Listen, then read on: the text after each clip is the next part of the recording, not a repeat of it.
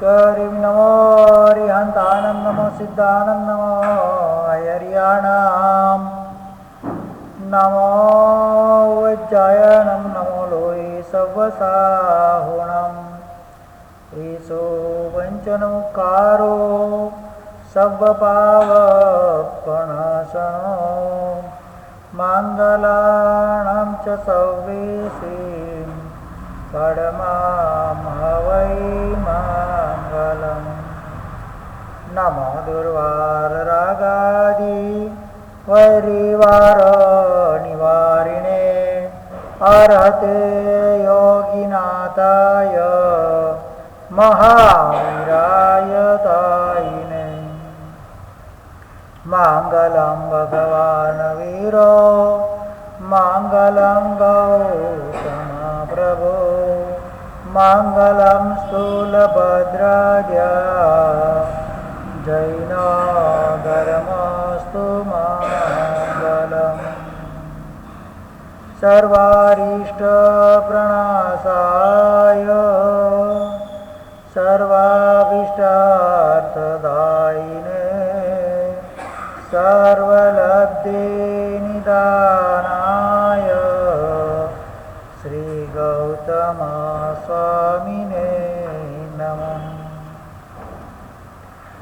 અજ્ઞાનતિમિરાંધાનાં જ્ઞાનાંજનશલાકયા નેત્રમોન્મિલિતાં યેન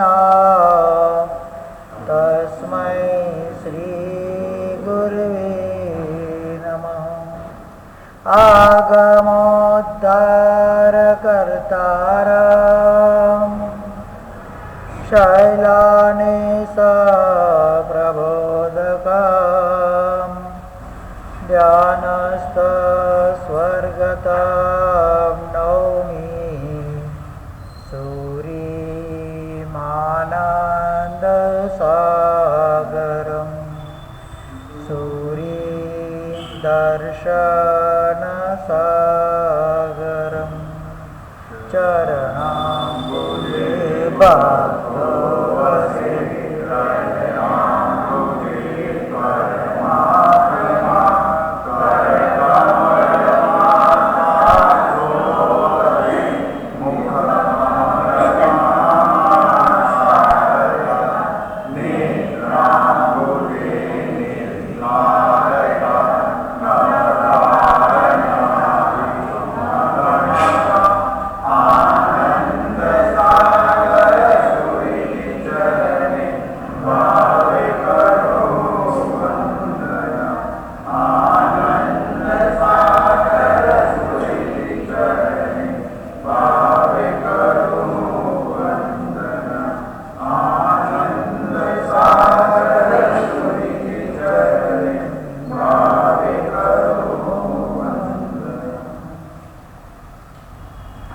last પ્રવચનની અંદર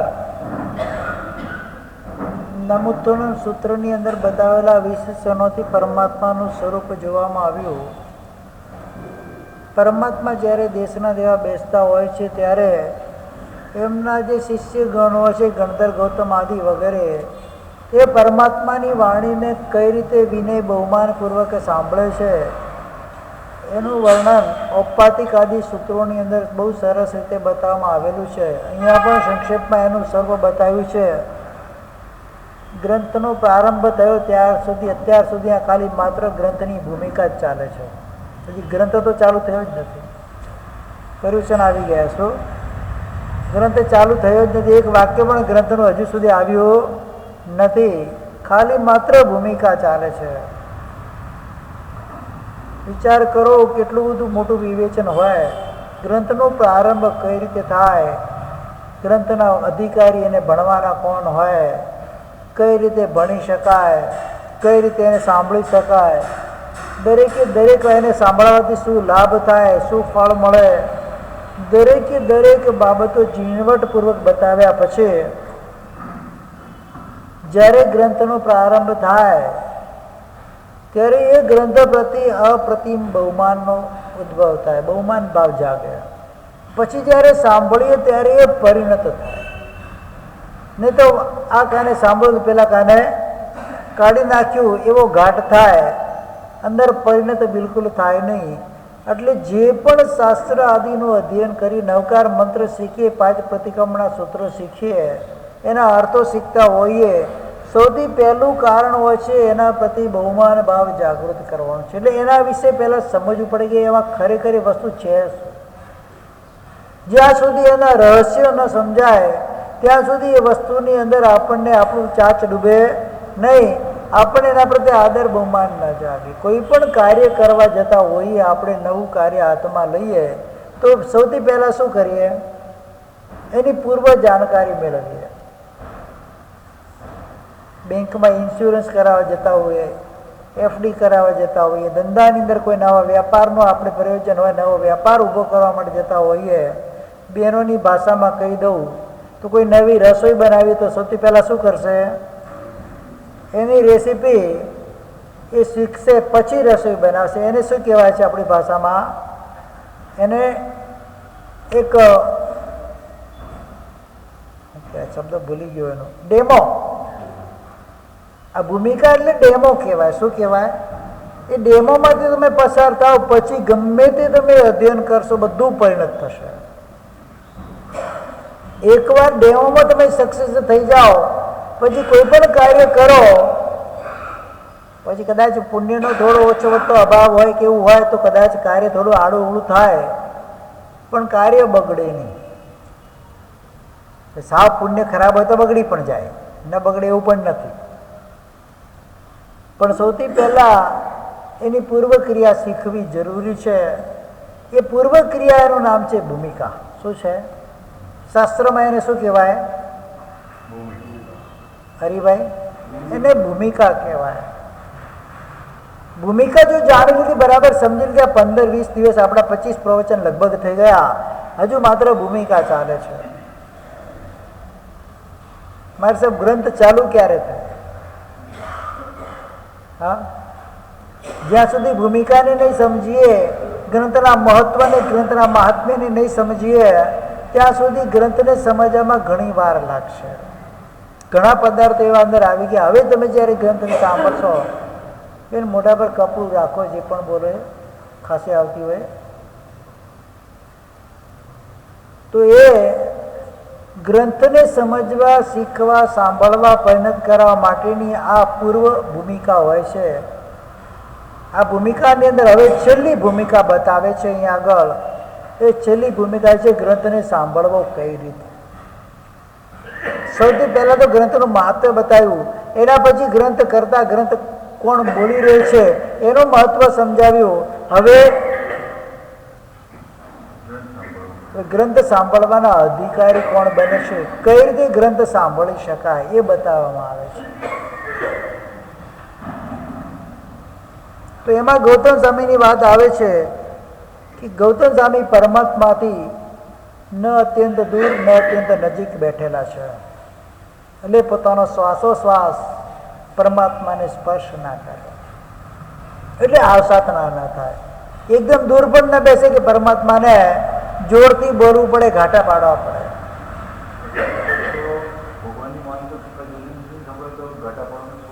પરમાત્માના વિષયમાં નથી, બીજા જે પણ અધ્યયન કરીએ ત્યાંની વાત છે. એવરેજ બધી જગ્યાએ આ વસ્તુ લાગતી હોય ને. પરમાત્માના માટે એક વૈકલ્પિક તौर પર પરમાત્મા અહીંયા બતાવવામાં આવે છે કે શરૂઆત અહીંયાથી થાય છે. નિયમ એ બધે લાગે. જેમ 10 અધિકારિક સૂત્રની અંદર એક વત્તમ ભોજનમનો નિયમ બતાવવામાં આવ્યો છે.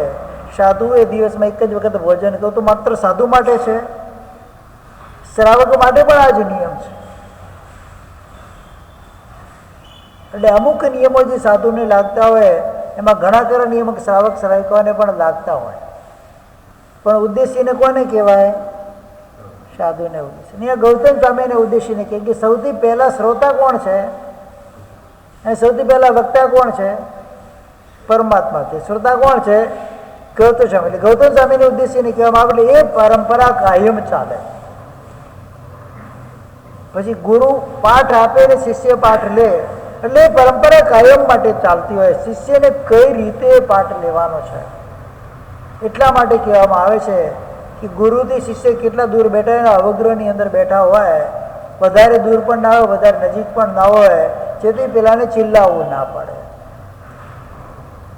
ઘણા ભાગ્યશાળીઓ પ્રતિક્રમણ કરવા માટે આવતા હોય, છેક ખૂણામાં બેસે. ક્યાં બેસે?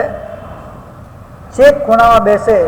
અહીંયા માતા પ્રતિક્રમ સંભળાતો જોર, મારે સાહેબ અવાજ નથી આવતો, તો આગળ આવીને બેસને ભાઈ, કેમ તે એટલું દૂર કેમ બેઠો છે? એ શબ્દો બોલવા એ પણ ગુરુ ભગવંતની આસાધના છે. શું છે? તમને નથી સંભળાતું, તમને સાંભળવાનું તમન્ના છે, તમને સાંભળવાની તીવ્ર ઈચ્છા છે, તો આગળ આવીને બેસો અને વિધિપૂર્વક ક્રિયા કરો. એક તો વર્ષના વચલા દિવસે આવવાનું હોય અને એમાંય બધાને તોડી પાડવાના. ત્યાં પછી ટીખળ મજાક ચાલતી હોય, અહીંયા કૌશલ્ય ચાલતો હોય, ત્યાં ખૂણામાં ટીખળ મજાકો ચાલતી હોય, પછી કે અમને સંભળાતું નથી. કોઈ પણ ક્રિયાની અંદર, કોઈને પણ અનુષ્ઠાન કે ક્રિયાની અંદર આપણે વિઘ્ન ઉપજાવીએ, એને ડિસ્ટર્બ કરીએ, ભયંકર કોટીનો જ્ઞાનાવરણીય કર્મ બંધાય.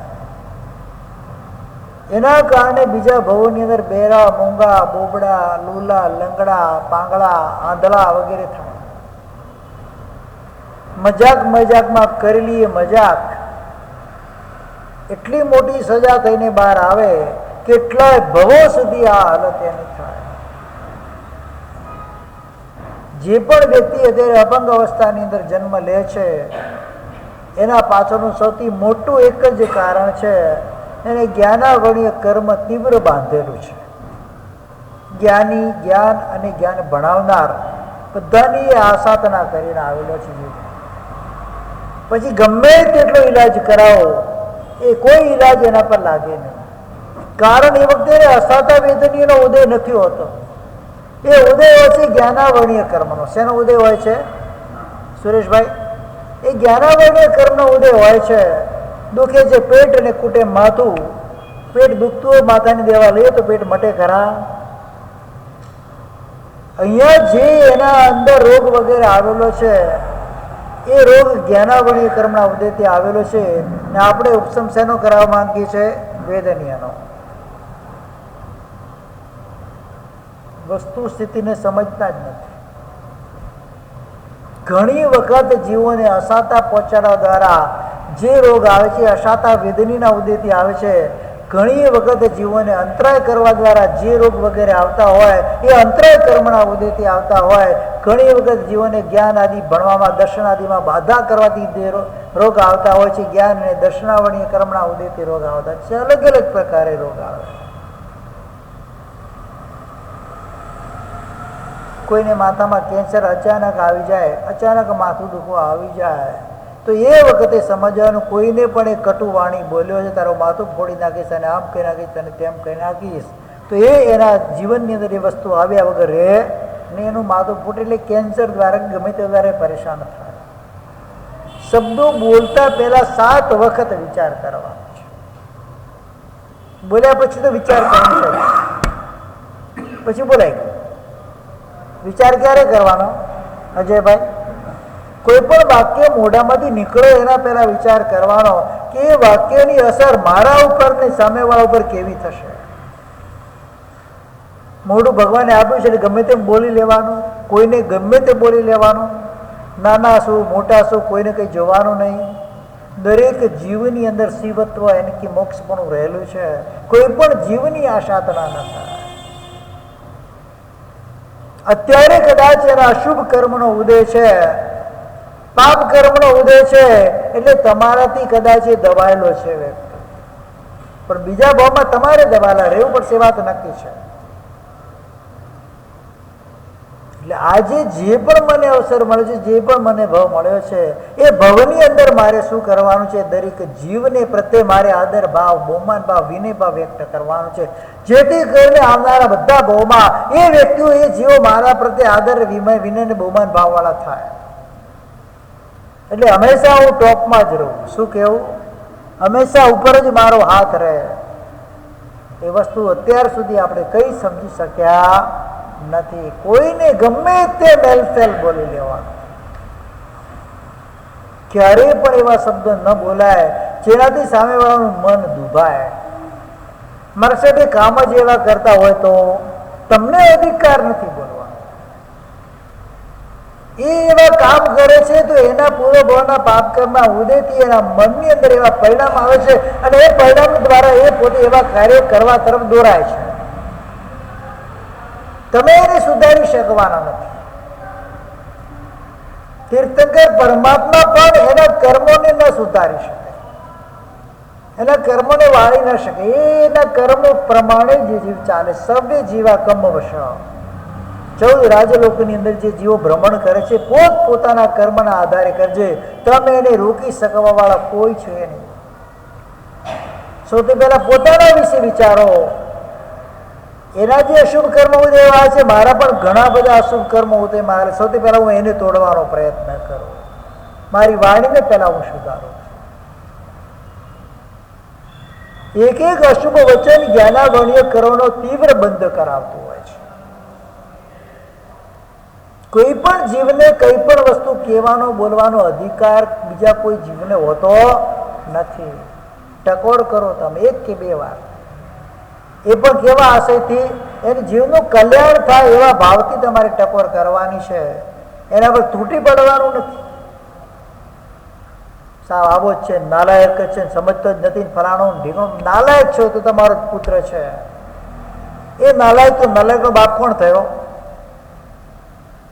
લાયક થયો? કોઈ પણ એવા અપશબ્દો ક્યારેય બોલાય નહીં. ફરુષ વર્ણેના દિન તવા મારે બતાવવામાં આવે છે અમારે ઉપદેશવાળા ગ્રંથની અંદર. કઠોર વચન કર બોલવાથી 1 દિવસનું સંયમ જીવનનો નષ્ટ થઈ જાય, નાશ થઈ જાય. આપણે દિવસમાં કેટલાય બોલતા હશો, રામ જાણે. અને મને અધિકાર કોણે આપે? સૌથી પહેલા પોતાની જાતને પૂછો. સામેવાળાને અપશબ્દ યા કેવી વસ્તુ સંભળાવવા માટે મને અધિકાર કોણે આપ્યો? મારા સાહેબ એને મારી સાથે આવું કહ્યું છે, મોકો મળશે બધું સંભળાવી દઈશ. શું મળવાનું છે? સંભળાવ્યા પછી તમારા આત્માને શાંતિ મળવાની છે કે વલેપાત વધવાનો છે? એના પ્રત્યે દુશ્મનાવટ વધવાની છે? એના પ્રત્યે દ્વેષ વધવાનો છે કે ઘટવાનો છે? જો ઘટવાનો હોય તો સંભળાવી દો. સામેવાળા વ્યક્તિ પ્રત્યે વેરભાવ ઘટવાનો હોય તો તમે એને સંભળાવી દો. દ્વેષભાવ ઘટવાનો હોય તો તમે સંભળાવી દો. એના પ્રત્યે દુશ્મનાવટ ઘટવાની હોય તો તમે સંભળાવી દો. હું તમને રજા આપું છું. પણ જેટલું સંભળાવશો એટલી આ વસ્તુ વધવાની વધવાની ને વધવાની, અને આવતા ભવોની અંદર પણ એ જ વસ્તુ સામે આવીને નડવાની. શાંત રહેવા માટે, ઉપશાંત રહેવા માટે કેમ કીધું છે ખબર છે? દરેકે દરેક પ્રસંગની અંદર જેટલા સરોવર જેવા બનશું એટલા ભવને જલ્દી તરી જશું, એટલા દુશ્મન ઓછા થશે. જે મીઠી વાણી બોલતો હોય એના દુશ્મન પ્રાય કરીને ના હોય. કઠોર વચન બોલનારા દુશ્મન સિવાય એની પાસે કશું ના હોય. કદાચ ક્રોધ કરનારો વ્યક્તિ તરી જાય, અહંકાર કરનારો વ્યક્તિ તરી જાય, માયા પ્રપંચ કરનારો વ્યક્તિ તરી જાય, લોભી વ્યક્તિ તરી જાય, પણ કોઈને કઠોર વચન સંભળાવનારો વ્યક્તિ ના તરે. કારણ કે એ તો દુશ્મનાવટ વધારે જાય છે, એના શત્રુનું નિર્માણ કરતો જાય છે. પછી એનો વિકલ્પ ક્યારે? એને સુધરવાનો, એને બચવાનો ઉપાય ક્યારે? બધા ઉપાય તો એને બંધ કરી દીધા છે. બધા જ રસ્તા એને બંધ કરી દીધા છે. ક્રોધી વ્યક્તિનો ક્રોધ અમુક સમય રહે, માની વ્યક્તિનો માન અમુક સમય રહે, પણ એક વખત તમારા મોઢામાંથી જે શબ્દ બોલાયેલો છે જાવત જીવ એ વ્યક્તિના હૃદયની અંદર અંકિત થઈ જાય છે. ધનુષ્યમાંથી છૂટેલું બાણ અને મોઢામાંથી નીકળેલો શબ્દ નેવર વિલ બેક, ક્યારે પાછો આવતો નથી. એ સામેવાળાને હણવાનો જ પ્રયત્ન કરે છે, અસર કરીને જાય છે.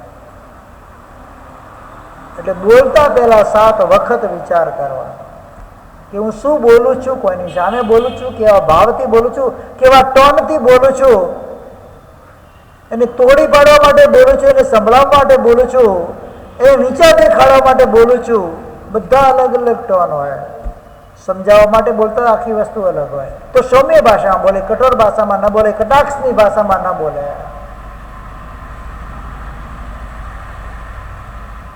આ બધું ખરેખર આ વાણી વગેરે શીખવાની છે. મધુર વાણી હોય હંમેશા તમારા બધા શત્રુ પણ મિત્ર થઈ જ જાય.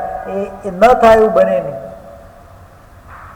સૌમ્ય વાણીથી બોલવાનું છે. અહીંયા વાત આપણે નીકળી છે કે ગૌતમ સ્વામી કઈ રીતે સાંભળી રહે છે પરમાત્માથી ન અત્યંત દૂર ન અત્યંત નજીક રહીને એ પરમાત્માની વાણીને સાંભળી રહ્યા છે. હવે બીજા નંબરની અંદર ઉત્કુટાસન બેસેલા છે. એમનો ડાબો ઢીચણ જે છે એ ઊભો કરેલો હોય. ભગવાનની વાણી સાંભળી ત્યારે જમણો ઢીચણ ઊભો હોય, ડાબો ઢીચણ નીચે દબાવેલો હોય જમીન પર, હાથ જોડેલા હોય, મસ્તક નમાવેલું હોય અને પછી વાણીનું શ્રવણ કરે. આજુબાજુ ક્યાંય ડાબોળ્યા ના મારે, બીજી કોઈ પ્રવૃત્તિ ત્યાં ન હોય. એ જ રીતે એને આ વાણીને સાંભળવાની છે એકાગ્ર ચિત્તથી. કઈ રીતે સાંભળવાની છે વાણી? કઈ રીતે સાંભળવાની છે? તમારી 17 ક્રિયાઓ ત્યાં ચાલતી હોય, અહીંયા વ્યાખ્યાન ચાલતું હોય ત્યારે વાણી એ રીતે સાંભળવાની હોતી જ નથી. પરિણત જ ન થાય, ખબર જ નથી શું સાંભળ્યું. પરમાત્માની વાણીનો એક એક શબ્દ તારક છે. અહીંયાથી જે શબ્દ બોલાય ને, કદાચ એક શબ્દ પણ તમારા જીવન પર અસર કરી દે, આખા જીવનમાં પલટો કરી દે. શબ્દ શબ્દ ક્યાં કરે? શબ્દ કો હાથ ન પાવ. એક શબ્દ ઔષધ કરે, એક શબ્દ કરે ગાવ. દ્રૌપદીના શબ્દે મહાભારત રચી દીધું, કૈકેયીના શબ્દે રામાયણની રચના કરી દીધી. અને ઘણા એવા શબ્દો હોય છે, એ શબ્દો દ્વારા અનેક જીવોનું જે જીવન છે સુમંગલ સુમધુર થઈ જાય છે. એક શબ્દો એકીની માત્રા સુનો, કોણ છો ભાઈ, ક્યાંથી આવ્યા છે? મધુર શબ્દ સાંભળે. અને આ જેની શાસનને આચાર્ય સમ્રાટ સુરી પુરંદર હરિભદ્ર સુરી મળી જાય છે, આ શબ્દના કારણે મળ્યા છે. શેના કારણે મળ્યા છે? ગોયમ સુહમ આગોસી સુખ પ્રવૃત્તિ તું આવ્યો છે રે. પરમાત્માના એ શબ્દોને આ જૈન શાસનની અંદર ગણધર ગૌતમની ભેટ આપી દીધી છે. શેના કારણે આપી છે? કયા શબ્દો? ભગવાનની એને ગૌતમે તોડી નાખો તો સમસ્યાના પહેલા પગથિયેથી ભગવાન એને તોડી નાખત તો અજ્ઞાની છે, આવતો નહીં ઉપર. ભગવાન આ શબ્દ બોલ્યા હોત તો આ જૈન શાસને ક્યારે ગૌતમ ના મળત. શબ્દની અંદર તાકાત છે, જોડવાની અને તોડવાની. વાણીનો વિલાસ કઈ રીતે કરવો, અદ્ભુત એની ગરિમા છે. તમને ખબર નથી, એક શબ્દ આપણે મોઢામાંથી બોલીએ ને, ક અક્ષરનું ઉચ્ચારણ કરીએ, તમારા આત્માને કેટલો પુરુષાર્થ કરવો પડે છે. એ રાજલોકના જે આત્મ પ્રદેશો છે, પૂતગલ પરમાણુઓ છે, વાતાવરણ જેને કહેવાય, એમાંથી ક વર્ગના પૂતગલોને આત્મા પોતે ગ્રહણ કરે છે. પહેલા શું કરે છે? ક ખાલી અક્ષર બોલો છે, એ પૂતગલનો ગ્રહણ કરે છે, અંદર સ્થિર કરે છે. સ્થિર કર્યા પછી મુખ દ્વારા, વાણી દ્વારા એનું ઉચ્ચારણ કે 3 પ્રક્રિયાઓ થાય ત્યારે ક અક્ષર બોલે. એના માટે મહેનત કેટલી પડે? એ તો ગુંગાને જઈને પૂછો કે ક અક્ષર કઈ રીતે બોલાય. કેમ કે એના આત્માની અંદર સંગ્રહ કરવાનો પુરુષાર્થ છે, ગ્રહણ કરવાનો પુરુષાર્થ છે, એનો નિગ્રહ કરવાનો પુરુષાર્થ નથી. બોલી નથી શકતો. એને ક બોલવો હોય અથવા તો કોઈની જીભ લખડાતી હોય, એને ક ખ બોલવો હોય તો કેટલી મુશ્કેલ પડે છે. અને કઈક અક્ષર બોલવામાં કેટલી મુશ્કેલી પડે છે. એ એને જ પૂછો કે આ વર્ગનું ઉચ્ચારણ હું કેમ નથી કરી શકતો. એવા કર્મ બાંધીને આવ્યો છે. સંગ્રહ કરી શકે, નિગ્રહ ના કરી શકે. પરમાત્માની અસીમ અને અનહદ કૃપા છે કે મને શુદ્ધ વાણી મળે છે. એટલે એને પાણીના જેમ વેરી નાખવાની. પાણી પણ કિંમતી છે. વાણી કરતા કિંમતી શું છે? પાણી છે. જેટલી સંગ્રહિત વાણી થશે એ વચન સિદ્ધિ મળશે. જેટલી નિગૃહિત વાણી થશે તમારા વચન મિથ્યા થશે. એટલા માટે તો કીધું છે ને, તોલ મોલ કે. એનો મતલબ શું ધીરુભાઈ?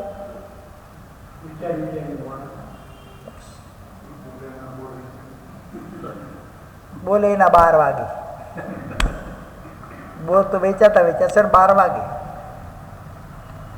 સામે બીજી કહેવત પણ છે, ન બોલ્યામાં 9 ગુણ છે કે નહીં? વાણીનો વિલાસ કઈ રીતે કરવો, આ બધું આ મહાપુરુષોના જીવન ચરિત્ર પરથી આપણને શીખવા મળે છે. અહીંયા ડાબો ઢીચણ એ ઊભો કરેલો છે, જમણો અને મસ્તક ઝુકાવેલું છે અને ધ્યાન અવસ્થાની અંદર પોતે બેઠા છે. એ પ્રમાણે પરમાત્માના વચનને સાંભળે છે ત્યારે પોતે સંયમ અને તપ દ્વારા પોતાના આત્માને ભાવિત કરીને બેઠેલા છે. આ ગૌતમ ગોત્રીય જે એ ઇન્દ્રભૂતિ હતા, 7 હાથની જેમની કાયા સમચતુર્થ સંસ્થાન કે પહેલું સંગણ પહેલું સંસ્થાન હોય, એમનું શરીર સોનાના ટુકડા હોય એના જેવું એકદમ સુવર્ણમય શરીર ને સફેદ કલરનું કમળ, એને પદ્મ કહેવાય. શું કહેવાય? એ પદ્મના કમળ જે ગોરા વર્ણવાળા ઉગ્ર તપસ્વી ગૌતમ સ્વામી કેવા હતા? જ્યાં દિવસથી સંયમ લીધું છે એ દિવસથી અભિગ્રહ કરેલો છે. છઠના પારણે છઠ કરવાનો પારણામાં એકાશનો હોય. શું હોય? એ આવે જીવ ગૌતમ સ્વામી પોતાના જીવનના 42 યર્સ, કેટલા વર્ષ? 42 યર્સ પાછળના જે સંયમ વર્ષ છે, 43 વર્ષની અંદર છઠના પારણે છઠ કર્યો છે. ગણતર હોવા છતાં જાતે જ ગોચવી જવા. ચેલાઓના 500 ચેલા હતા. કેટલા હતા? કેવલિયાન પહેલાની વાત છે. 500 ચેલા હતા તો પણ ગોચરી દરેકે દરેક શ્રમણે પોતાની ગોચરી જાતે લાવવાની હોય. સિવાય કે તપસ્વી હોય, વૃદ્ધ હોય, બાલ હોય, રોગી હોય, એ બહાર ન જાય, એના માટે બીજા લઈ આવે. પગ યુવાન હોય, સશક્ત હોય, કેપેબલ હોય તો સ્વયંની ગોચરી પોતાને જાતે લાવવાની હોય છે. આ શાસ્ત્રનો નિયમ છે. એટલે પોતે જાતે ગોચરી લેવા જાય છે ગૌતમ સ્વામી. એટલે તો બધા નગરો ભમતા, એટલે બધી નગરની ચર્ચા એમને ખબર હોય અને આવે પરમાત્માને પ્રશ્ન કરે છે, આ નગરમાં આવી વાતો ચાલે છે, ભગવાનમાં સત્ય શું છે? દરેકે દરેક જગ્યાએ આવે. આ ભગવતી સૂત્રમાં કેટલાય પ્રશ્નો એવા છે. તુંગિયાપુર નગરમાં ગયેલા છે, ફલાણા નગરમાં ગયેલા છે, ત્યાં આવી વાતો ચાલે છે, આ પરિવ્રાજક આવી વાત કરે છે, પેલો શિવરાજર્ષિ આવી વાતો કરે છે. એ પ્રમાણે ઘણા બધા દૃષ્ટાંતો આવે. ઘણી બધી વાતો સાંભળીને આવીને ભગવાનને પ્રશ્ન કરે, ગોચરી ભગવાનને બતાવે, ગોચરી એક સ્થાનમાં મૂકે, પછી ભગવાનને પ્રશ્નો કરે, વંદન કરીને પ્રશ્ન કરે, પ્રશ્ન કરીને સમાધાન થાય, પછી જઈને ગોચરી વાપરે. ભૂખ લાગતી હોતી નથી, ભૂખ લગાડવાની હોય છે. શું? ભૂખ લગાડવાની. ભૂખ લાગે ત્યારે જ વાપરવાનું. 3 ટાઈમ વાપરતા હોય પછી ભૂખ લાગી જાય. સવારમાં એક ટાઈમ વાપરી તો બપોરે 2 વાગ્યાથી મારે તો ભૂખ લાગતી નથી. 2 વાગે જાવ ઘણી વાર ગોચરી. મનની અંદર ભૂખ લાગે, શરીરમાં ભૂખ નથી લાગતી. જેટલું જરૂરી એટલું જ વાપરવાનું હોય. શરીરની અંદર વધારે પડતા ડૂચા ડૂચ નાખવાનું હોય નહીં. 3 ટાઈમ ફોગટનો મળે છે, બરાબર દબાવી લઈએ, એમ આ ચાલે નહીં. માલ પાર પછી શરીર તો પોતાનું છે. પછી દુઃખી થવાનું, પછી રોગી થવાનું, પછી હેરાન થવાનું, પરેશાન થવાનું. ઊંઘ ના આવે રાતમાં. પછી ભરપેટ ખાધેલું ઊંઘ આવે ના આવે. 2 વસ્તુનો લાભ થાય પરિમિત વાપરવાથી. એક તો રોગ ના આવે, બીજા નંબરની અંદર બીજા દિવસે બરાબર ભૂખ લાગે.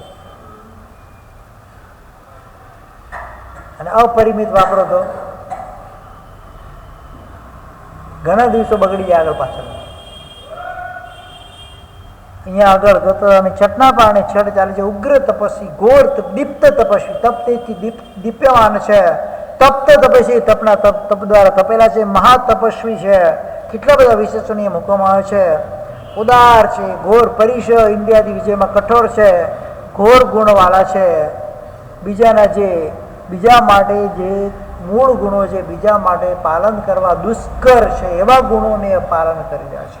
એવા વ્રતોને એ રીતે વ્રતોનું પાલન કરી રહ્યા છે. ઘોર તપસ્વી, ઘોર બ્રહ્મચારી છે. શરીર સંગના ત્યાગી હતા, શરીર સંસ્કારના ત્યાગી. શરીર પર કોઈ પણ જાતની ટાપ ટીપ ક્યારેય સાધુ કરી. જેવા વસ્ત્ર મળ્યા, જેવા મળ્યા એવા ઓઢીને ચાલવા. અને ટાપટીપ શરીરનો સત્કાર હોતો, જેમ તમારે પૌષોધની અંદર આવે છે ને, શરીર સત્કાર પૌષ. એટલે શું? નાઈ ધોઈ મસ્ત અપડેટ થઈ પછી પસંદ લેવા આવવાનું એમ. હા, મારી બહેનોને ખાસ કહેવું પડે, અમારે ઉપધાન હોય ઉપધાનની અંદર મહેંદી મુકાવે, ચાલે ઉપધાનમાં? બરાબર.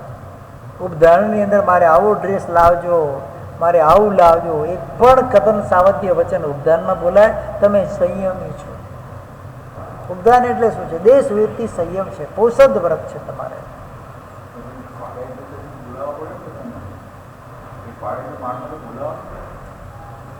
તો શું તપસ્વી બોલાવે કે એના સગાવાલા બોલાવે? તપસ્વીને તો કશું પણ મનની અંદર કઈ વિચાર પણ ના કરે, એની આરાધનામાં મસ્ત તો તપ લેખે થાય. મારે આવો ડ્રેસ કરાવજો, મારે આવું લાવજો, આવું શૂટ બનાવજો ને આવું કરજો ને આવી મહેંદી જોઈએ છે ને પછી આવા અમારા ચેન જોઈએ છે, આ જોઈએ છે, તે જોઈએ છે ને કાંઈ ને કાંઈ બધી વાતો ચાલતી હોય ત્યાં આગળ. તપસ્વીને શું છે? જે વસ્તુ મળી એમાં માળ પહેરી લેવાની. વરઘોડો કોનો નીકળવાનો છે? તપલો કે તપસ્વીનો? વરઘોડો તપલો છે કે તપસ્વીનો છે? મારું એવું કહેવાનું છે. તો તપ તમારું દીપવવું જોઈએ ત્યાં આગળ. સામેવાળો તમારા શુદ્ધ સ્વરૂપને જોશે તો પામશે, તમારા ભબકાવાળા અશુભ સ્વરૂપને જોશે તો પામવાનું નથી. એ વિકાર ભાવને પ્રાપ્ત કરશે. એટલે સ્વરૂપ કેવું હોય?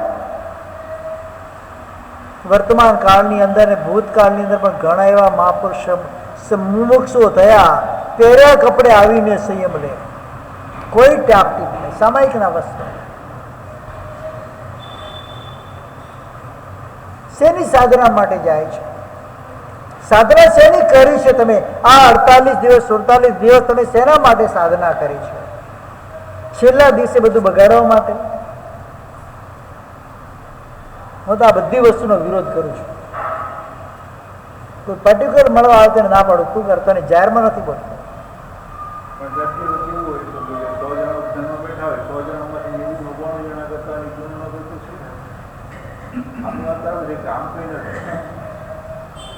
એક જણ ન કરતો હોય ને તો ચારે બાજુ બધાની એક પર નજર જાય.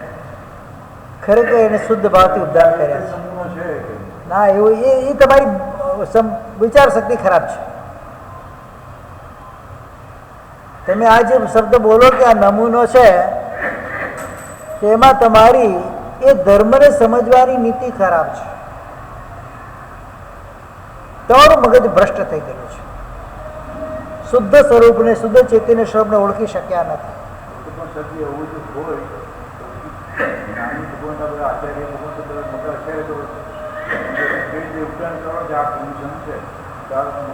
કરાવે છે એવી રીતે પણ ઉપદાન.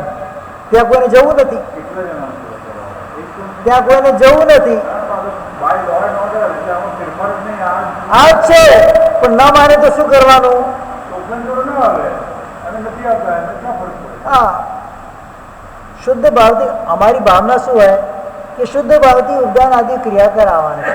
આ બેસનાની મેં વાત કરી, આપણે 10 બેસના કરાવ્યા, બરાબર છે. ઘણા ભાગ્યશાળીઓ એક કે દિવસ પચકા લેવા આવ્યા નથી, તપ શુદ્ધ કહેવાય. અમારી સાથે એની સાથે જઈને લડાઈ કરવાની, એવો તેને તપ માનતો જ નથી. ગુરુ મુક્તિ જ્યાં સુધી પચકાણ ન લેવામાં આવે, તપ એની ક્રિયા અનુસાર કરવામાં ના આવે, તપની અંદર તપ કર્યા પછી પરમાત્માની વાણી ચાલતી હોય ને, તમને ખબર છે જ્યારે જીનવાણી ચાલતી હોય ને ત્યારે જીનાલયની અંદર બધી ક્રિયા બંધ કરીને જીનવાણીમાં આવવાનું કીધું. ન આવે તો તીર્થંકર પરમાત્માની આસાતનનો દોષ લાગે. દેવાસની બધી ક્રિયા મૂકીને સૌથી પહેલા શું કરવાનું હોય છે? પૂજા પણ ન કરાય, જીનવાણી ચાલતી હોય તો તોય દોષ લાગે. આટલા તપસ્વી 100 તપસ્વી હતા, 100 જણાએ એ 20 દિવસ વ્યાખ્યાન સાંભળ્યું એવું તમને ખબર છે? 20 દિવસ એને 2 ટાઈમનું પ્રતિક્રમણ કર્યું છે. એને લાંગડ માનું છું. હું શું માનું છું? હું એને તપ માનતો જ નથી. ઠીક છે, તમે શરીરને શોષ્યું છે, બસ, બીજું કશું જ માનતો નથી. કોઈને ખોટું લાગે તો ભલે લાગે, 7 વખત લાગે, 151 વખત લાગે, મને કઈ ફરક પડતો. પણ જે સત્ય છે સત્ય બોલવાનું છે. તપ કઈ રીતે કરાય? તપનું અનુષ્ઠાન, તપ સાથે બધી ક્રિયા મૂકેલી છે. શુદ્ધ અનુષ્ઠાન પૂર્વકનું તમ આવશ્યક પ્રતિક્રમણ 3 કાળ દેવબંધન હોય, જીનવાણીનું શ્રવણ હોય, બ્રહ્મચર્યનું પાલન હોય, પછી સ્વાધ્યાય પણ કરવાનો હોય, એના અંદર ગુરુમુખી પચકાણ લેવાનું હોય. કેટલા આવીને લઈને ગયા બતાવો મને.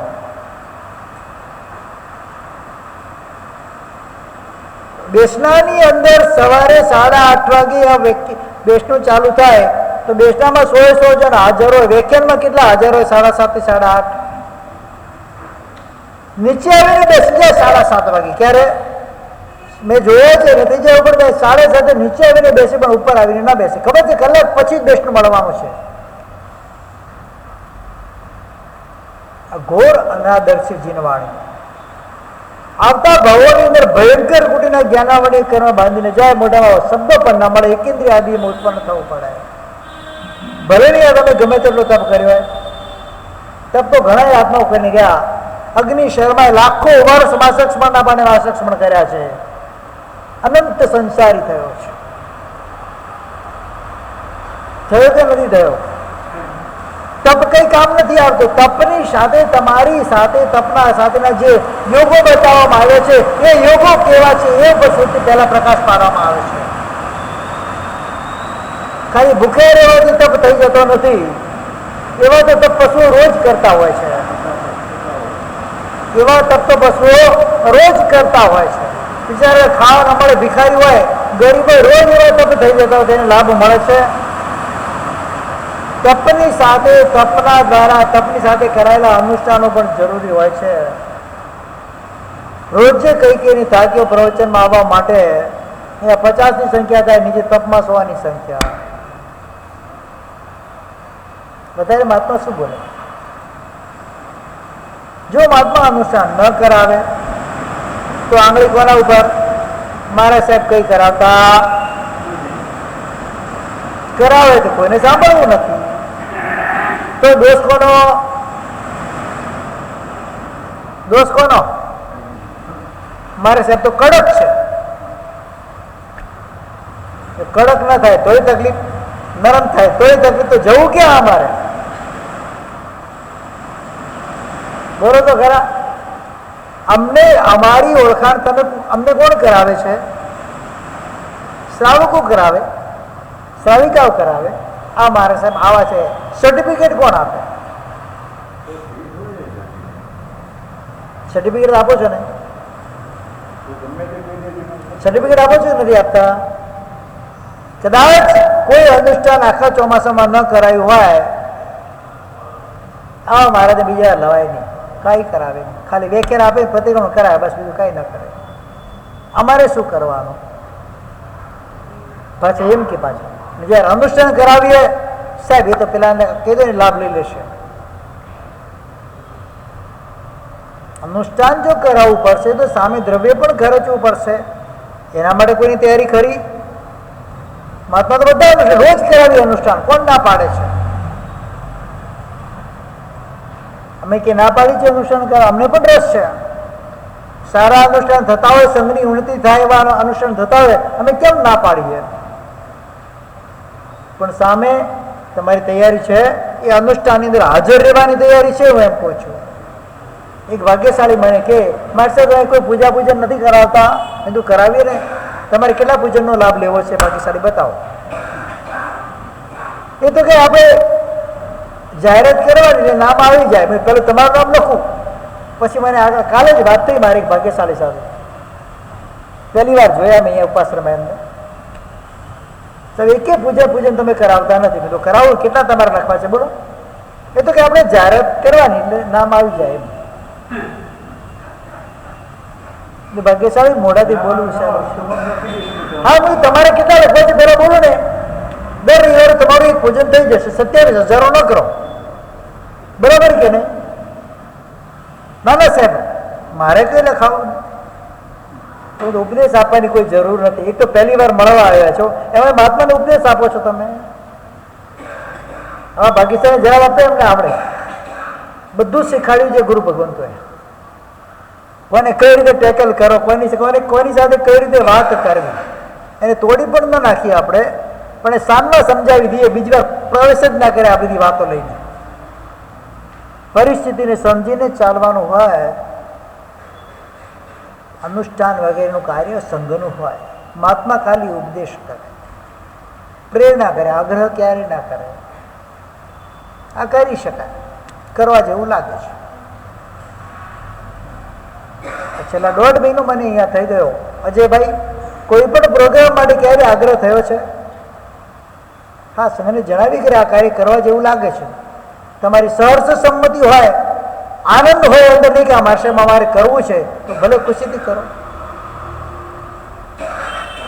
પણ આગળ આટલું તો કરવું જ પડે, મારા ચોમાસામાં આટલું ન કરતો ન ચાલે. સાધુનો ક્યારેય આગ્રહ ન હોય આ બધી બાબત. એને પરિસ્થિતિ સમજવી પડે સંઘની. કાલે જિગ્નેશ મળ્યો મને બેસના વખતે આમિલ ખાતામાં. મને કે સાહેબ ખરેખર આશ્ચર્ય છે, અમને એમ લાગતું તો 2-4 બેસનાના નામ અમારે સંઘમાંથી, સંઘના જે ફાળો કરશે એમાંથી કરવા પડશે, પણ સાહેબ પુણ્ય જોરદાર છે, બધા નામ આવી ગયા.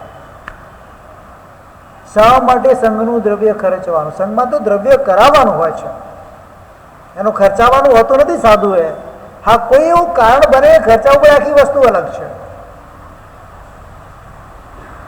પ્રેરણા કરી શકે, અને કોઈ એવા હોય એને આગ્રહ પણ કરવો પડે કે ભાઈ કમસે કમ એક નામ તો તમારું લખાવવું પડશે, અમારે આશા છે તમારું એક નામ આવે એવી. એટલે પણ એમ નહીં તો લખાવા જેવું ન કહેવાય. સામેવાળો વ્યક્તિ લખાવે, ન લખાવે એવું બનતું નથી. એક વ્યક્તિની સાથે અમારો વાર્તાલાપ અલગ હોય. શું? અમારી ભાષા એક વ્યક્તિની સાથે અલગ હોય. જ્યાં યોગ્ય લાગે એ પ્રમાણે વચન બોલવાના હોય. એટલે લાગે આ વ્યક્તિને કંઈ કહેવા જેવું નથી, તો એને ખબર તું વંદન કર, સત્તા પૂછ, કામ પ્રયોજનો તો જણાવ, રવાના. ચર્ચા કરવાની અમારે કોઈ કામ નથી, અમારે ચર્ચા કરવી પણ નથી. કોઈ ચાલે કોઈ પણ વ્યક્તિ જો સંઘની નિંદા કરવા માટે મારી પાસે આવું, 1 મિનિટ પણ ઉભો રહેવા દઉં તો નથી. બાકી સંઘ મારા માટે તીર્થંકર સમાન છે, એની નિંદા હું ક્યારેય સાંભળી શકવાનો નથી. રવાના જ કરી દેવાના. સંઘનું કાર્ય કરવું છે, મારે 3 મન ધનથી ભોગ આપો છે, વેલકમ. તેને બધી જાતે સગવડ કરી આપશો. એમાં તો વેદ ઉભો કરવા માટે હશે, રવાના કરો. વધારે ચર્ચા પણ નહીં કરવાની. ભાગ્યશાળી આપ પધારો, અમારે કામ છે, બસ વાત પતી. એટલા શબ્દોમાં, બધા મીઠા શબ્દોમાં કહી દેવાનું, એટલે પેલો પણ સમજી જાય ને. હવે કંઈ બેસવામાં મસાર નથી. અહીંયા આગળ શરીર સંસ્કારના ત્યાગી ગૌતમ સ્વામીની વાત આવે છે. આ રીતે પોતે પણ 4 જ્ઞાનના ધણી હતા, મન પ્રયોજન આદિ, અને સર્વ અક્ષર સન્નિપાતી હોય. એમની પાસે 14 પૂર્વનું શુદ્ધ જ્ઞાન હતું, જેમાં એક પણ વસ્તુ બાકાત હોય નહીં. આટલા જ્ઞાની હોવા છતાં આટલા વિનય અને બહુમાનપૂર્વક પરમાત્માના વચનોને પોતે સાંભળવા માટે બેઠા છે. એક શબ્દ જે પરમાત્મા બોલતા હોય, એક અક્ષર એના અંતરાત્માની અંદર પરિણત થતો જાય, ભાવિત થતો જાય. એક જ પરમાત્માના વચનથી પોતે ભાવિત થતા જાય, અને અંતે આત્માનું કલ્યાણ કરીને પોતે પણ પરમાત્માના સમાન સિદ્ધશિલા પર બિરાજમાન થઈ જાય. આટલી તાકાત પરમાત્માના વચનની અંદર છે. જીનવાણીની તાકાત કેટલી છે તમને કહું. વર્તમાન કાળની અંદર જેટલા પણ શ્રમણ સમય ભગવંતો બિરાજમાન છે, એમાંથી 80% ઉપરાંત અગર જૈન શાસનને મળ્યા હોય, તેના અંદર સૌથી મોટો ફાળો જીનવાણીનો છે. શેનો છે? સૌથી મોટો ફાળો જીનવાણીનો છે. જો કદાચ વ્યાખ્યાન બંધ થઈ જાય, ખાલી કલ્પના કરો, મહાત્માઓ એલાન કરે, કોઈ પણ મહાત્મા ક્યાંય પણ વ્યાખ્યાન, શિબિર, પ્રવચનો કરવાના નહીં. શું થશે? શું થશે બોલો? કશું જ નહીં કરી શકો. જીવનનું પરિવર્તન બિલકુલ નહીં જ આવે. આ વાણીના પ્રભાવથી જીવનની અંદર પરિવર્તન આવે, તમારા સ્વભાવમાં પરિવર્તન આવે, તમારા સંસ્કારોમાં પરિવર્તન આવે, તમારી વૃત્તિમાં પરિવર્તન આવે, પ્રવૃત્તિમાં પરિવર્તન આવે. અને કોઈક એવા ભવિક આત્મા હોય, એ પોતે શાવદ્ય યોગના પચકાણ કરી અને શરીરમાંથી સ્વીકાર કરી પોતાની સાધનામાં મસ્ત બની જાય. સમ્યક દર્શનને પામી જાય, સમ્યક જ્ઞાનને પામી જાય, એના અંતરાયો તૂટી જાય, એની અશાતા તૂટી જાય. આ રીતે કરતા કરતા જીવ આગળ વધતા વધતા અંતે એક સમય એવો આવે જ્યારે શુદ્ધ શિલા પર પોતે બિરાજમાન થઈ જાય. એમાં અહમ ફાળો કોનો બને? આ પરમાત્માની વાણીનો અહમ ફાળો બને છે. આ રીતે ગૌતમ સ્વામી પરમાત્માની સામે બેસીને પોતાને જે પરમાત્માના વાણીના રસનું પાન કરી રહ્યા છે. હવે પરમાત્મા અહીંયા પહેલો પ્રશ્ન અહીંયા હવે શરૂ થાય છે. ભગવતી સૂત્ર પહેલા ઉદ્દેશક ચલિત નામનો ઉદ્દેશક છે, ચલ માને ચલીએ. આ વિષય થોડો અઘરો છે, પહેલાથી જ તમને કહી રહ્યું છું. ઘણી બધી વાતોમાં એમાં સમજ પડશે નહીં, પણ જેટલું બને એટલું સ્પષ્ટ કરવાનો પ્રયત્ન કરીશ. વિષય અઘરો છે એટલે માધું આમ તેમ ગયું તો પછી ઉપરથી જતું રહેશે, ખબર પણ પડશે નહીં. ગૌતમ સ્વામી પરમાત્માને પ્રશ્ન કરે છે કે ભાઈ, પરમાત્માનું એક વિધાન છે, વચન છે, ચલ માને ચલીએ. જે ક્રિયાનો પ્રારંભ થયો છે એ ક્રિયા પૂરી થઈ સમજવાની. શું? કડે માને કડે. આ પરમાત્માનો સિદ્ધાંત છે. કયો સિદ્ધાંત છે? જે ક્રિયાનો તમે પ્રારંભ કર્યો છે that means it will be complete. એ પૂરી થઈ ગઈ છે. શું છે? જ્યારે કોઈ વ્યક્તિ વલસાડથી નીકળ્યો છે, ઘરથી હજી તો ઘરમાંથી બહાર નીકળ્યો છે, નીચે બિલ્ડિંગના અંદર દાદરામાં છેલ્લા દાદરામાં પહોંચ્યો છે, એ મુંબઈ તરફ જવા નીકળ્યો છે. ક્યાં જવા નીકળ્યો છે? એનો નીકળ્યા પછી નવો એક વ્યક્તિ તમારા ઘરની અંદર પ્રવેશ કરે છે કે ફલાવાળા ભાઈ ક્યાં છે, ક્યાં ગયા? તમારું મોઢામાંથી નીકળેલો શબ્દ શું હોય? પહોંચી ગયા મુંબઈ? તો શું કહો છો? એ મુંબઈ જવા તરફની ક્રિયામાં છે, એટલે એને ક્રિયાકાળ, નિષ્ઠાકાળ, જે ક્રિયાકાળ છે એ સમાપ્તિનો કાળ કહેવાય, ક્રિયાની સમાપ્તિનો કાળ કહેવાય. એ હિસાબે તમે એને શું કહો છો? એ વ્યક્તિ મુંબઈ પહોંચી ગયો. તમે ક્યાંક ઊભા હો અને કોઈ વ્યક્તિ અજાણતા તમારા શર્ટ ઉપર પાન માળો ખાઈને થૂક્યું, તમે શું કહો? શું કહો છો એને? મારો શર્ટ બગાડી નાખ્યો. બગાડી નાખો શર્ટ? શર્ટનો અમુક ભાગ જ બગડ્યો છે. શું કહીએ આપણે એને? આખે આખો મારો શર્ટ બગાડી, આખે આખો બગાડ્યો જ નથી એને, પણ છતાં શું કહેવાય છે? એક અવયવને શર્ટના એક ભાગને પણ બગાડે હોય તો બાકી કેવું હોય કે મારો શર્ટ ખરાબ કરી નાખ્યો. એમ જે વ્યક્તિ ચાલવાની શરૂઆત કરે છે એટલે સમજી લેવાનું એનું ચાલવાનું પૂરું થઈ ગયું. આ પરમાત્માનું વચન છે. પતલી ભેદ રેખા છે. કદાચ તમને સામે દેખાતું ન હોય કે હજુ તો સારો વ્યક્તિ નીચે મને મળે છે, પેલો વ્યક્તિ આવીને શું કહે કે આ ભાઈ તો ભાઈ નીચે ગયા છે, તમે કહો છો મુંબઈ ગયા છે. જોનારો ખોટો છે? મારે પ્રશ્ન કરવો છે તમને, એ વ્યક્તિ જોનારો ખોટો છે? નથી. તો બોલનારો ખોટો છે? બોલનાર ખોટો છે? તો ખોટું કોણ?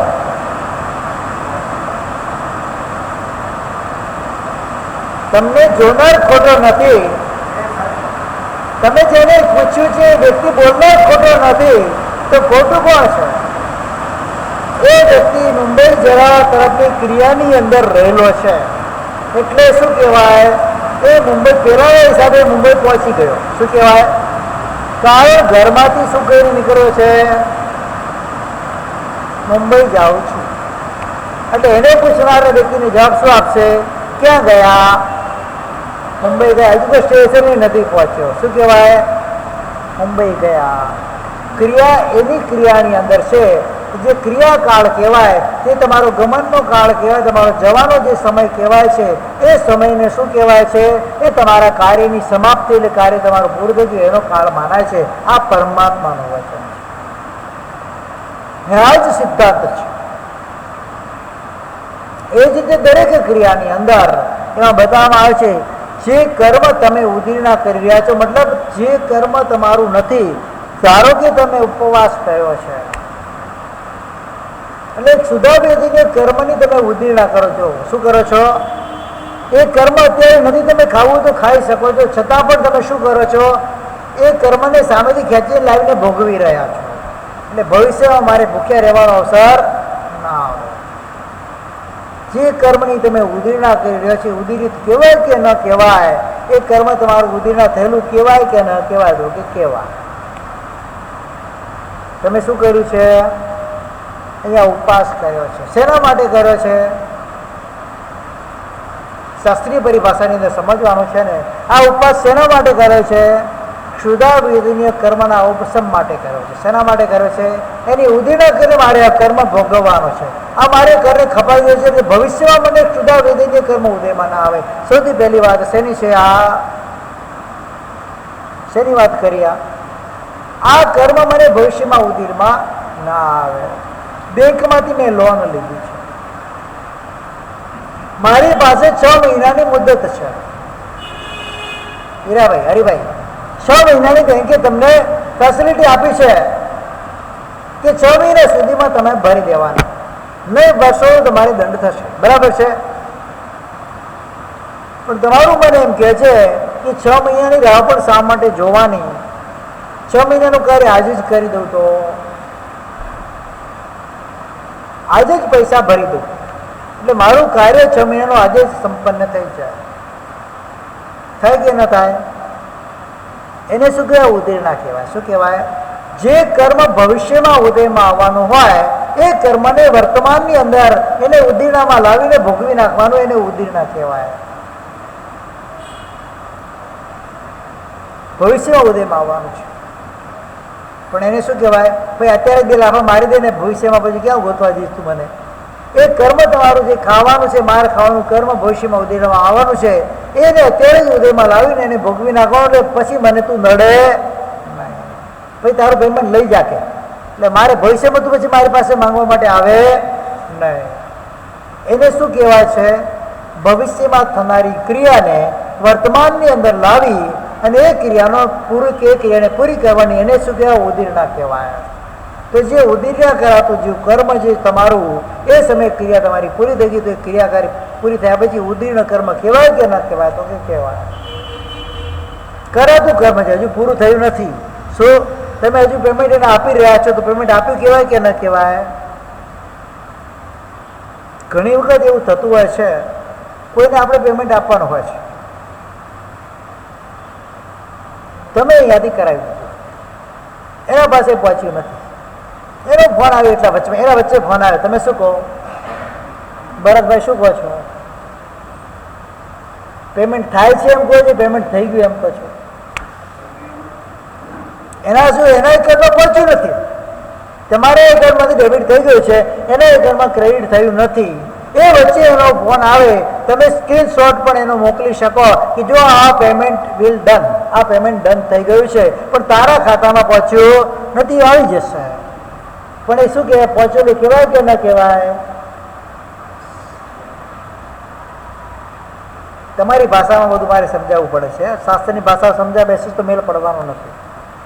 ત્યારે ખબર પડે કે આ પરમાત્માના વચન કેટલા યથાર્થ અને કેટલા સત્ય છે. ને એ વચનના અનુસાર જો હું ચાલીશ તો મારું નિસ્તાર નક્કી છે. નક્કી છે ને? નક્કી છે.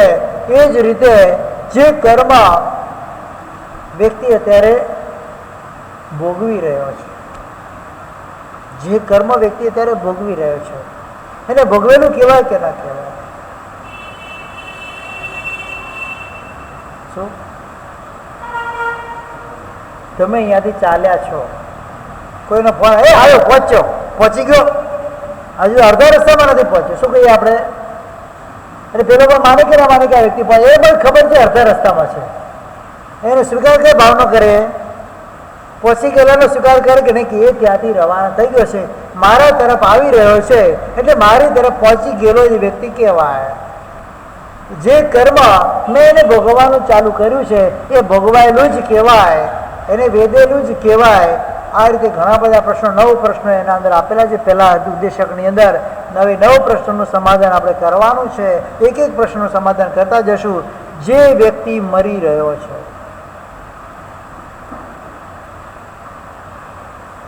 ક્યાંક ખાડામાં પગ લપસ્યો, પડી ગયા, મોઢામાંથી શબ્દ શું મળે? અરે બાપરે, મરી ગયો. મરી ગયો માણસ? હા, એ માણસ મરી ગયો તો કેમ મરી ગયો બોલે છે? એ વખતે જે ક્રિયા ચાલુ થઈ રહી છે એમાં એને મૃત્યુનો આભાસ થાય છે. કદાચ હું ના બચી શકું. એટલે મોઢામાંથી શબ્દ શું નીકળે? મરી રહ્યો છે એવો નીકળે કે મરી ગયો એવો નીકળે? હા, હું મરી રહ્યો છું એવા શબ્દ નીકળે કે મરી ગયો એવા શબ્દ નીકળે? હા, મરી ગયો. શું બોલીએ આપણે? અરે બાપરે, મરી ગયો. મરી ગયો નથી, એ મરવાની કદાર પર પડેલો છે. કદાચ મરી શકે, હજુ મર્યો નથી, પણ એની ક્રિયા શેની ચાલે છે? મૃત્યુ તરફની ક્રિયા ચાલે છે. એક આ એક્ઝામ્પલ છે. આ મૃત્યુ તરફની ક્રિયા ચાલે છે, પણ મોઢામાંથી શબ્દ શું નીકળે? અરે બાપરે, મરી ગયો. શું કહીએ આપણે? મતલબ એમાં એ વસ્તુની અંદર એને મૃત્યુનો અહેસાસ થાય છે. કદાચ હું મરી પણ શકું છું.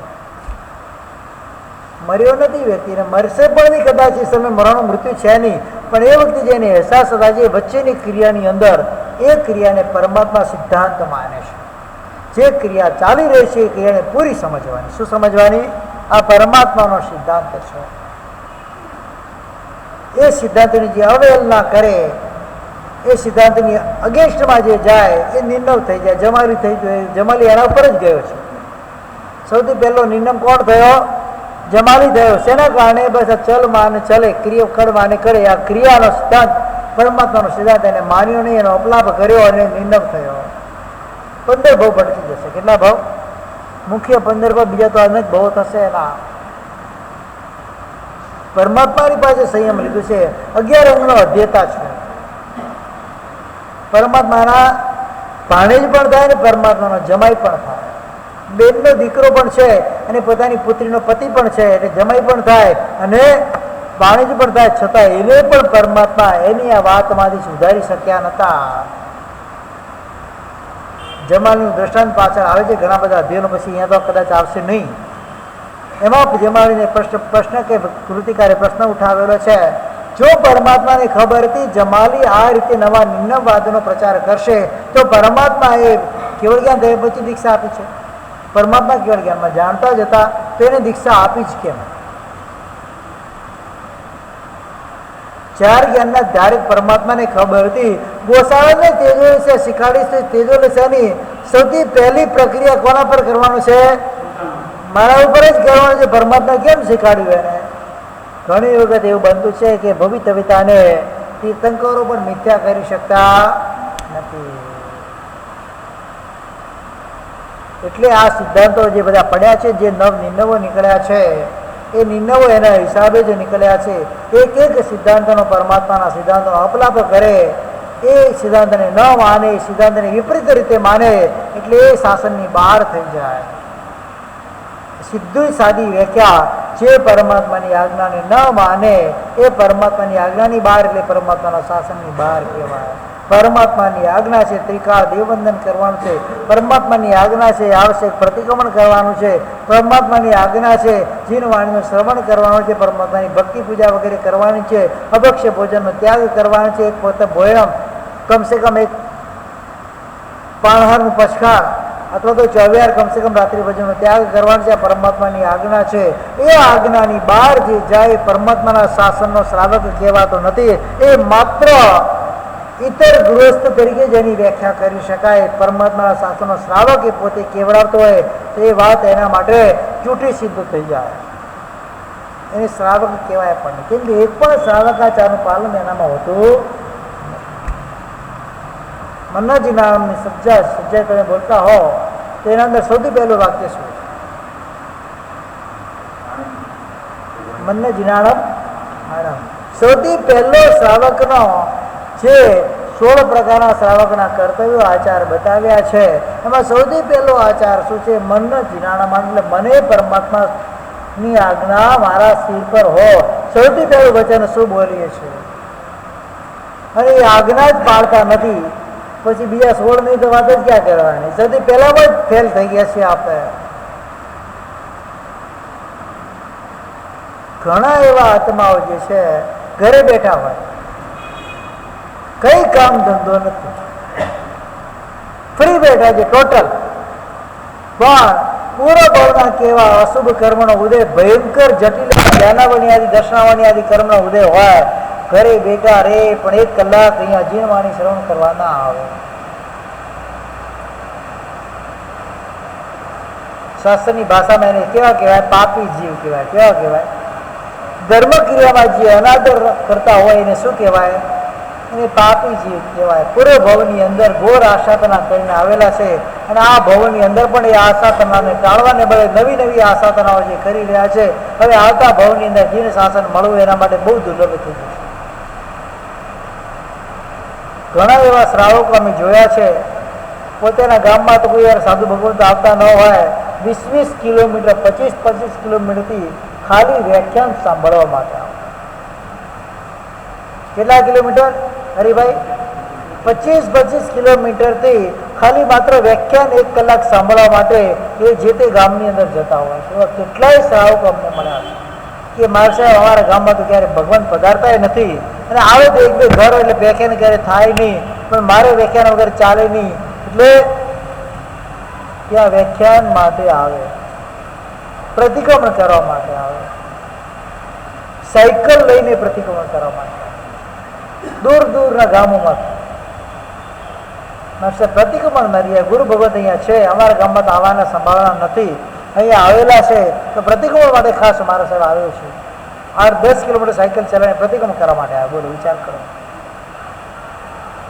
એને શ્રાવક કહેવાય. શું કહેવાય? જેને પરમાત્માની આજ્ઞાનું બહુમાન છે, એના પર શ્રદ્ધા છે, આજ્ઞા પાલનની એની જવાબદારી છે, એ જવાબદારી સુપેરે નિભાવે છે, એને શ્રાવક કહેવાય. તમે તપ કરશો,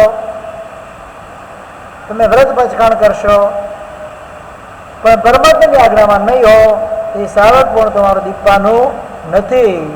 એ ગૃહસ્થ અવસ્થા જ કહેવાય. શું કહેવાય? સામાન્ય ગૃહસ્થ જે હોય એ લોકો શું કરે? ઘણા એવા હોય અહીંયા કોઈ આરાધના ન કરતા હોય, પણ 16 સોમવાર કરે, શ્રાવણ મહિનો કરે, શું કરે? સંતોષી માતાના વ્રતો કરે, ગૌરી પાર્વતીના વ્રતો કરે, હનુમાનના વ્રતો કરે, પણ પરમાત્માએ બતાવેલું એકાશનું બેસનું ક્યારેય ના કરે. આવક છે. શું કહેવાય?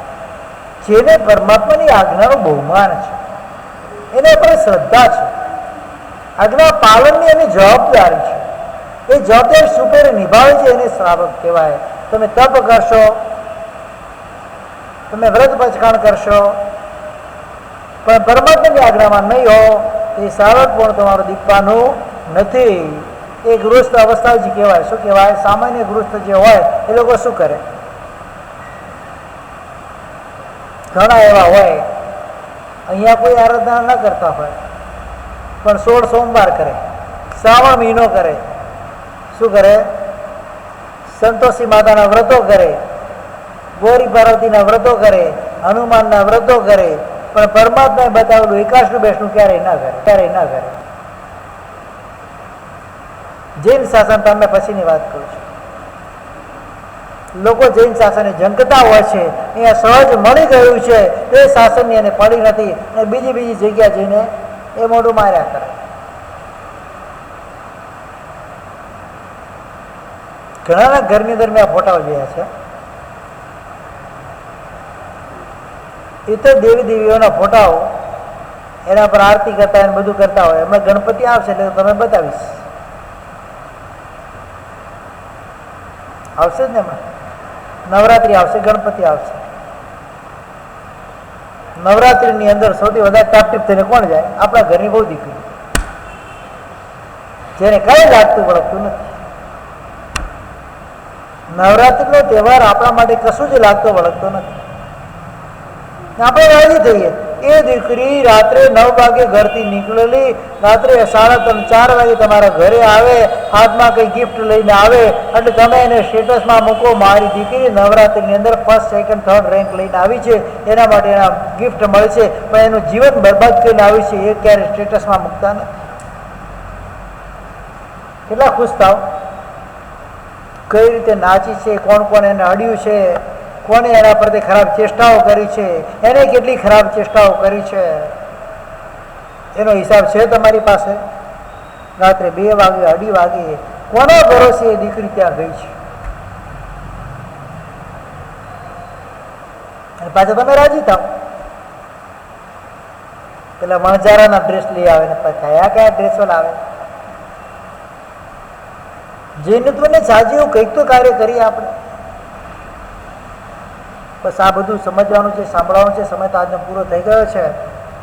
આવતીકાલે હવે પાછા બીજા પ્રશ્ન ઉપર જશું. આપણે એક પ્રશ્ન જેટલા થશે એટલા પ્રયત્ન કરશું કરવાનો. અહીંયા અમે પ્રશ્ન વાઇસ જ આખું કરેલું છે, એટલે એમાં મહાત્માને વાંચવા પણ સરળ થાય અને આપણને સાંભળવા પણ એ સરળ થાય. પુરુષાર્થ ઘણો કરવો પડે આગળ માટે, આ તૈયારી કરવા માટે, લખવા માટે. આ બધું જાતે લખેલું છે ને એટલે એ બોલી શકાય છે, નહીં તો પાછી એના માટે બી મહેનત કરવી પડે. પદાર્થો જ્યારે બોલતા હોય ત્યારે વધારે પદાર્થો બહાર નીકળે. લખવામાં એટલું બધું ના હોય. પોતે જાતે ભણતા આટલું બધું હોય નહીં, પણ બીજાને જ્યારે ભણાવવાનું હોય એટલે ઘણા નવા નવા પદાર્થો પણ ખુલી જતા હોય છે. એનું વિશ્લેષણ પણ થઈ જતું હોય છે. અનુપ્રેક્ષાઓ ઘણી બધી થઈ જતી હોય છે. વાંચના, પૂછના, પ્રવર્તના, અનુપ્રેક્ષા 4થા નંબરનો ગુણ છે. 4થા નંબરનો સ્વાધ્યાય શું બતાવ્યું છે? અનુપ્રેક્ષા. આ બધી જે તમે વાતો બતાવવામાં છે બધી અનુપ્રેક્ષાની વાતો હોય છે. શાસ્ત્રમાં બધું લખેલું હતું. વિશેષ ચિનાગના વિરુદ્ધ કે બોલાયું હોય તો મિચ્છામી દુક્કડમ. આવતીકાલે રવિવાર સવારે 9 વાગે આપણી શિબિર રહેશે. બપોરે આજે 2:30 વાગે બહેનોની શિબિર સાતીજી ભગવંતના નિશ્રામાં રહેશે. સવારની શિબિર આપણે અહીંયા આગળ કરવાની છે. સારામાં સારી સંખ્યામાં હાજર થજો. પર્યુષણ પહેલાંની આ છેલ્લી શિબિર છે અને પર્યુષણનું હાર્દ, ધ હાર્ટ ઓફ પર્યુષણ જેને કહેવાય, એ ક્ષમાપના ગુણ જે છે, જૈન શાસનનો હાર્ટ કહેવાય જેને, એ ક્ષમાપના ગુણ કઈ રીતે આપણા હૃદયની અંદર અંકિત કરવો એના વિશેનું વિવેચન આપણે ખાલી સમજશું, સાંભળશું, દ્રષ્ટાંતો દ્વારા સાંભળશું અને એના જે ઉપાયો છે ઉપાયો પણ સમજશું. કઈ રીતે મારી ક્ષમા રાખવી જોઈએ બધું સમજશું, શીખશું અને એ પ્રમાણે આગળ વધશું. એના પછીનો રવિવાર પર્યુષણની અંદર જ આવવાનો છે, એટલે પછી કોઈ રવિવારમાં કંઈ શિબિર વગેરે થશે નહીં. અને પર્યુષણ પછી તો તમને અમારે લાવવા, એટલે પછી અમારે વધારે કંઈ કહેતો નથી. તમે ખુદ સમજી જાઓ છો, કંઈ વધારે કહેવાની જરૂર નથી. તો વિશેષ કાળની શિબિર ક્ષમાપના પર રહેશે. બોર્ડ પર લખાવી દેજો, જેથી ઘરને લોકો વધારે સંખ્યામાં આવી શકે.